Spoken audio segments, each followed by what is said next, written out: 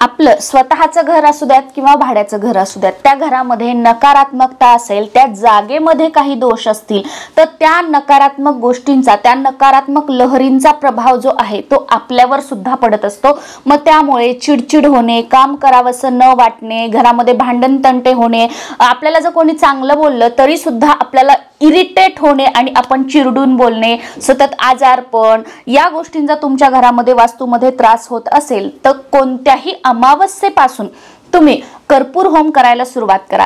कापूर होम साठी एक ब्राउन कलरचा नारळ घ्यायचा आहे, 7 कापराच्या वड्या घ्यायच्या आहेत। संध्याकाळी दिवे लागणीला किंवा सकाळी आपली देवपूजा झाल्यानंतर किंवा दोन्ही वेळेला त्यावर एक झाले की एक अशा 7 कापराच्या वड्या प्रज्वलित ठेवायच्या आणि त्या जोपर्यंत चालू आहे तोपर्यंत तुमची जी कुलदेवी आहे, कुलदेवीच्या मंत्राचा जप करायचा। कुलदेवीचा मंत्र माहित नसेल तर श्री स्वामी समर्थ किंवा श्री गुरुदेव दत्त या मंत्राचा जप करावा।